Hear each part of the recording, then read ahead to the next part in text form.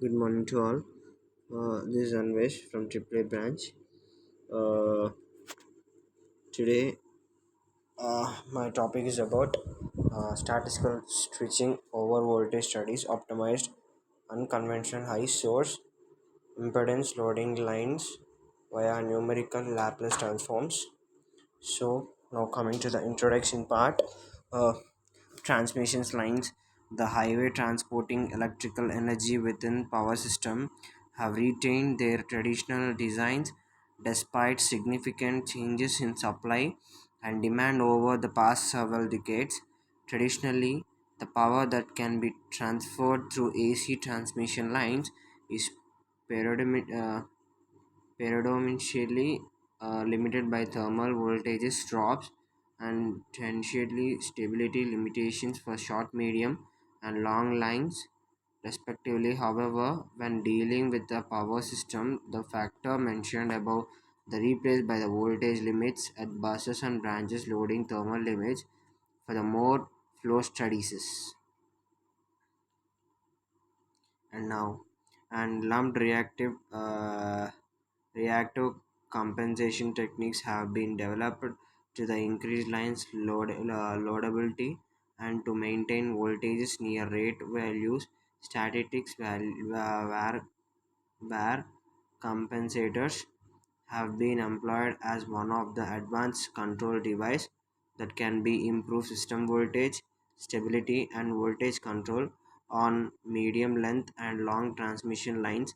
Series capacitors have also been used on long lines to reduce the net series impedance, thereby reducing voltage drops and increasing angular and voltage stability limit of a power system, both options and costly compared to the resulting incremental capacitance capacities.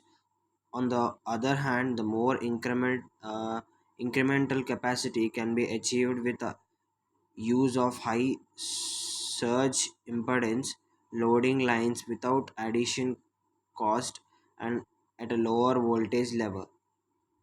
Although conventionally HLS lines where subconductors are still located symmetrically on the circles with the same radians of three phases can be reached, there are many technical gaps deadlined in for developing unconventional HLS lines in this paper. One of those technical gaps, electromagnetic transits for unconventional HLS lines, reported in we main evaluated in the statistical manner the overvoltage produced by the open-ended energization of unconventional HILS lines has how such overvoltage compared to those produced by a conventional tower configuration for the purpose of implemented and applied a frequency domain methodology.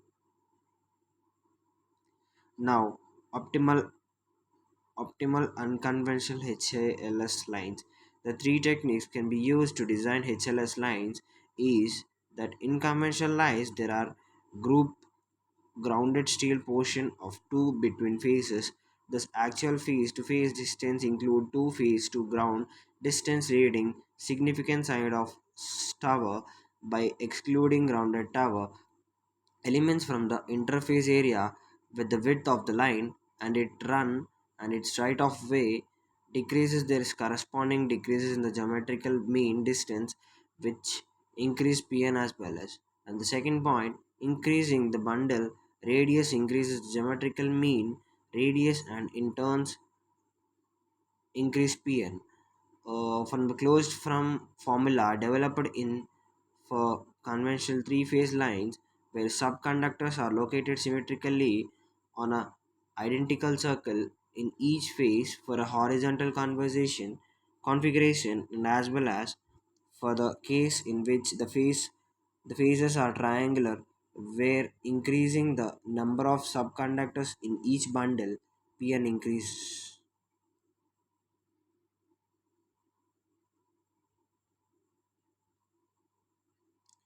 And so these are the algorithm maximization of SIL.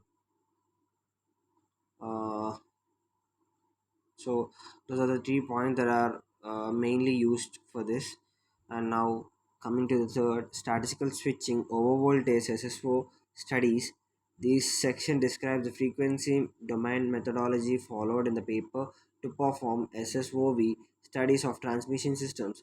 SSOV studies were carried out by mean of the inverse numerical Laplace transforms method coding MATLAB and verified via commercial EMT program. This approach is applied in section 4 to evaluate the SSOV performance of five optimal design unconventional lines shown in the figure, comparing the result to those obtained for the conventional lines shown in the figure 2a.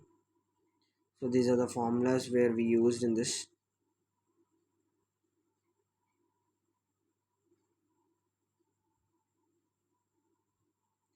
And now inverse numerical Laplace transforms NLT. There's a two-port model of line is solved for the terminal voltage in the Laplace domain. Then the time domain response of the line is obtained by the means of the application the inverse numerical Laplace transforms, which is summarized in the section for the real cost function the inverse Laplace transforms. So these are the formulas of these. Next, switch model in the frequency domain. By the definition, frequency domain methods are only applicable to linear time invariant system. However, the simulator of switch networks is still possible using the superposition principle, considering an initially open switch. The potential difference between the terminals can be replaced by ideal voltage sources given by VSM and closing the switches at a time Tc 0 is less than 0 can be simulated by the connecting series as second voltage sources with the same magnitude but opposite polarity. For the application of the approach in the frequency domain, the voltage source required to close the switch is defined as follows. And now sequentially pole closure, the simulation of the particular scenarios of sequential pole closures. This is the closing of the pole of three phase circuit breakers sequentially using the frequency domain approach previously described in the section involves the following steps. An auxiliary contact date determines the instant at which closing event starts. Close of the contact follow a uniform probability distribution over half a cycle of 50 by 60 hazards as shown in the figure 4. And now it's a table that we talked about phase 1, phase A, phase B, phase C of minimum and maximum V and some errors also. So this is the graph where voltage and configuration is there.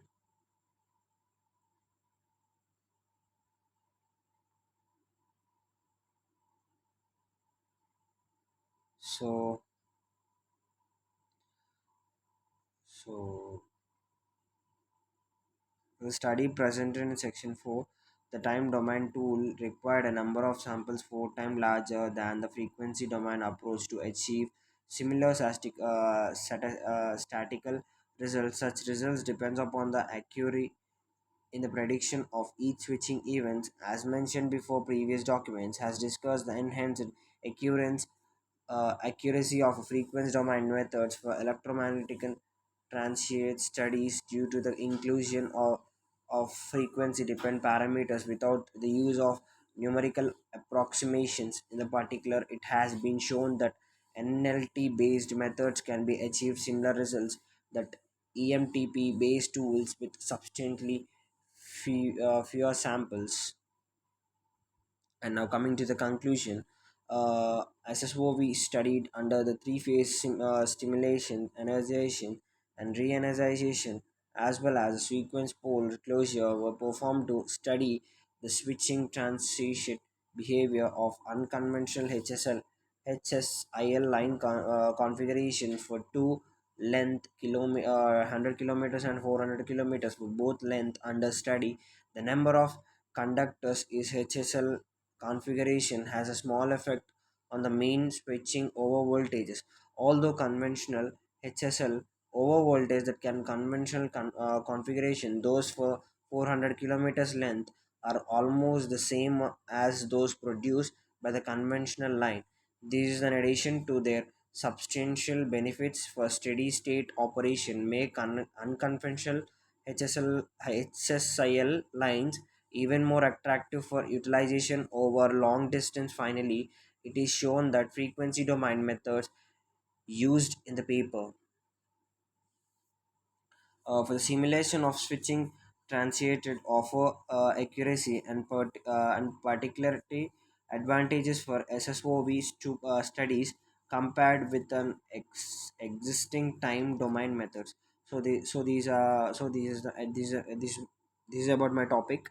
Uh, uh, this is about my topic called statical switching over voltage studies of optimizing unconventional high surge impedance loading line via numerical Laplace transforms. So these are the reference books that can if you that can help more understanding about this topic.